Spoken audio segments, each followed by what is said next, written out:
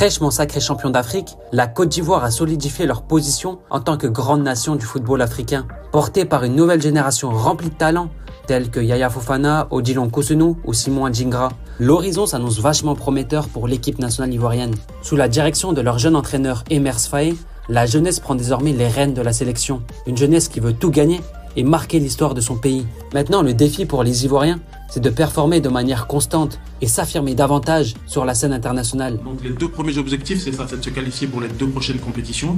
Et bien évidemment, quand vous êtes tenant du titre, vous êtes obligé d'aller là-bas avec les armes nécessaires pour remettre votre titre en jeu et rentrer avec la coupe à la maison.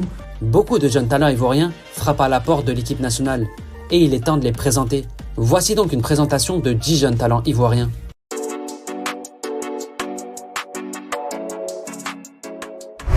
Au poste de gardien, l'avenir est assuré avec Yaya Fofana.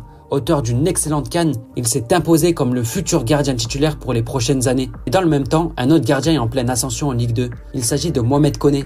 En manque de temps de jeu, il est arrivé en prêt à Dunkerque l'hiver dernier et il s'est imposé comme un gardien très prometteur. Depuis son arrivée, Koné a été un élément clé de la remontée spectaculaire de son équipe au classement. Avant son arrivée, Dunkerque était 19e du classement et était prédestiné à la relégation. Mais grâce entre autres à Koné, son équipe s'est relevée jusqu'à assurer son maintien en Ligue 2. Des performances auxquelles il n'est pas étranger. Il apporte de la sérénité et sur sa ligne, il est capable d'arrêts spectaculaires. Il a notamment été élu joueur du mois d'avril par ses supporters. Des performances qui attirent l'œil de Charleroi, qui souhaite le recruter. À 22 ans, il a connu sa première convocation avec les éléphants en mars dernier et Mohamed Koné se voit être l'un des grands espoirs des éléphants au poste de gardien. Luc Zogbe, il a disputé à peine 2 matchs en pro, mais il est déjà considéré comme un latéral très prometteur. Formé en Côte d'Ivoire, il est arrivé à Brest l'été dernier et pendant quelques mois, le club brestois l'a mis à l'essai.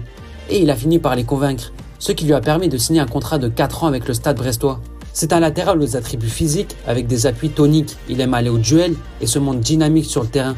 Sa rigueur défensive et sa capacité à se projeter vers l'avant en fait un joueur polyvalent et précieux. Mais il doit encore travailler sur l'aspect tactique de son jeu et sur ses premières relances. Sa marge de progression reste importante, ce qui laisse entrevoir un potentiel à exploiter. À seulement 19 ans, il a déjà connu une sélection avec les U23 ivoiriens. Malgré la forte concurrence pour une place en équipe nationale, notamment avec des joueurs comme Wilfried Singo et Guela Doué, Zogbe reste néanmoins un joueur à suivre de près. Avec du temps de jeu et un encadrement approprié, il pourrait bien devenir un élément important de la sélection. Abakar Silla, transfert record du Racing Club de Strasbourg, l'année dernière avec le Club Bruges, il s'était fait remarquer avec des performances ultra convaincantes, notamment lors de son premier match en Ligue des Champions, où il avait été extraordinaire en étant élu homme du match. Ces performances lui ont donc valu ce transfert en Ligue 1 à Strasbourg, pour un montant de 20 millions d'euros. Pourtant, cette saison, il n'a pas été impérial. Des erreurs et des manques de concentration lui ont coûté quelques erreurs fatales. Mais en termes de talent intrinsèque, Silla a énormément de qualité. C'est un défenseur central gaucher, serein à la relance, fort dans les duels et particulièrement brillant dans ses interventions. Abakar Silla compte 5 sélections, mais il doit encore continuer à se battre pour gagner sa place dans le groupe des éléphants. Junior Dias, formé au FC Nantes, il a été prêté cette année à Annecy en Ligue 2, où il a montré pas mal de ses qualités. Régulièrement titulaire, il a joué au total 16 matchs et il a livré dans l'ensemble de bonnes prestations lorsqu'il a joué. Ses statistiques défensives sont particulièrement intéressantes. Il est le 2e de son équipe en termes d'interception et le 3e en termes de blocage. Dias est un joueur capable de répondre présent dans les duels en étant dur sur l'homme et agressif. En plus de ses performances avec son club, il est international avec les U23 ivoiriens et c'est clairement un joueur à suivre de près, tant pour ses performances en club que pour son avenir en sélection. Sékou Fofana, arrivé cet été à l'US Avranches, il s'est rapidement imposé au poste de latéral gauche. Prêté par le club suisse de Lausanne, il a disputé cette année 25 matchs en inscrivant un but et délivrant 4 passes décisives. C'est un latéral au profil moderne. Il est tonique, actif sur son côté, il met de l'intensité dans son jeu et se projette énormément vers l'avant. Sa capacité à apporter autant défensivement qu'offensivement fait de lui un joueur complet et très apprécié. Ses performances vraiment intéressantes ont attiré l'attention de nombreux recruteurs. Parmi les clubs intéressés, il y a Brest en passe de se qualifier pour la Ligue des Champions qui souhaite le recruter. Mais pas que, il y a aussi Mayence, le LOSC et Bordeaux qui apprécient également son profil. Sékou Fofana a même été appelé en sélection U23. Ses qualités et sa progression constante en font un joueur définitivement à suivre de près pour les prochaines années. Roméo Amané, actuellement sous les couleurs d'Aken en Suède, c'est un joueur aux qualités techniques largement au-dessus de la moyenne. Ses statistiques en dribble, projection vers l'avant et les fautes qu'il subit illustrent parfaitement son style de jeu. Il a un profil axé sur la créativité et s'inspire notamment d'Andrés Iniesta. Il faisait d'ailleurs partie de la liste des 100 nominés pour remporter le Golden Boy 2023, une reconnaissance prestigieuse pour les jeunes talents européens. Il a également fait ses débuts en Ligue Europa cette saison et il a montré qu'il peut performer sur la scène européenne. Maintenant, il veut désormais viser un club encore plus prestigieux et des clubs comme le Celtic et le Feyenoord ont déjà manifesté leur intérêt pour le recruter. International avec les U23 ivoiriens, Amane se voit être un futur grand talent des éléphants. Chris Kevin Nadje, c'est l'une des grosses révélations de la saison à Versailles en national. Il s'est formidablement illustré cette année. Doté de qualités athlétiques indéniables et d'un gros volume de jeu, c'est un milieu de terrain défensif, mais il n'hésite pas à percuter et se projeter vers l'avant.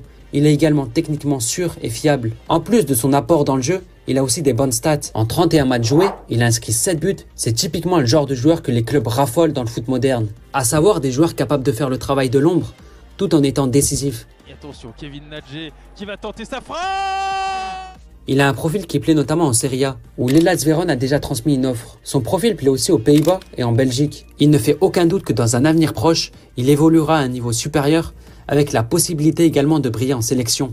Chris Kevin Nadje est destiné à un avenir brillant. Au poste d'ailier gauche, l'avenir est destiné à Simon Adjingra, auteur d'une Coupe d'Afrique exceptionnelle et titulaire indiscutable à Brighton en Première Ligue. Mais dans le même temps, un autre jeune ailier virevoltant est en train de pousser. Il s'agit d'Abdoulaye Traoré. Auteur de performances remarquables avec les espoirs ivoiriens, il a montré tout son talent. Percutant sur son côté, il est capable de déséquilibrer n'importe quel adversaire grâce à sa magie. C'est un dribbleur fou et spectaculaire. Il régale les spectateurs à chaque prise de balle. Avec son club en 2e division belge, il réalise une bonne saison, auteur notamment de 6 buts et 8 passes décisives. Ses performances ont été récompensées par ses pairs, qui l'ont élu 2e meilleur joueur de la saison de son équipe. Avec Abdoulaye Traoré dans ses rangs, l'équipe nationale ivoirienne semble bien armée pour les prochaines années.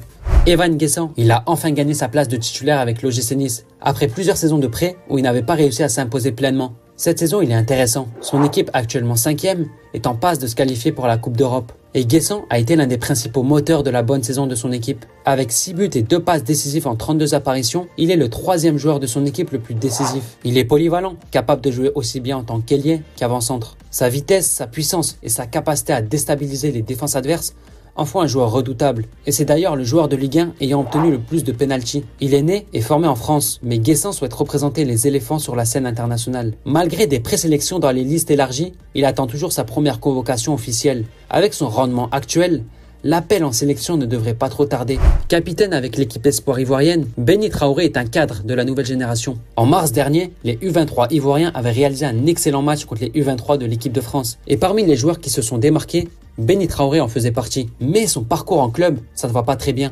D'abord recruté l'été dernier à Sheffield United en Première Ligue, il a peu joué et s'est directement fait prêter l'hiver dernier au FC Nantes. Depuis son arrivée à Nantes, c'est le même problème. Il n'est toujours pas titulaire et ne se contente que de quelques minutes. En revanche, l'année dernière, il a connu une saison étincelante en Suède, où il avait vraiment performé dans le championnat suédois, avec 15 buts en 20 matchs. Béni Traoré est un joueur rempli de qualité, et l'une de ses plus grosses qualités, c'est sa percussion, avec notamment sa vitesse, son agilité et sa capacité à dribbler. Toutes ces caractéristiques font de lui un joueur imprévisible et important dans une équipe. Malgré les difficultés rencontrées dans sa carrière en club, Béni Traoré reste un joueur talentueux avec un potentiel évident. Moïse Saïdion, une grosse révélation de Ligue 2 l'année dernière, il s'était imposé comme l'un des joueurs les plus prometteurs du championnat. Il est gaucher, mais capable de marquer également du pied droit.